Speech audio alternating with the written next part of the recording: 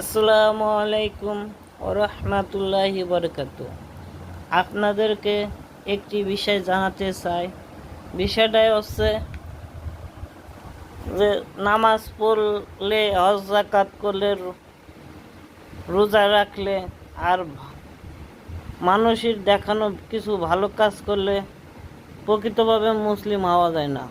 মুসলিম ওই ব্যক্তি হয় যে আল্লাহর হুকুম মানে, আল্লাহর কাজ করে, আল্লাহর দিনের পথে চলে। আল্লাহর দিন প্রতিষ্ঠার জন্য যারা কাজ করে তারাই প্রকৃত মুমিন আর তারাই ইমানদার।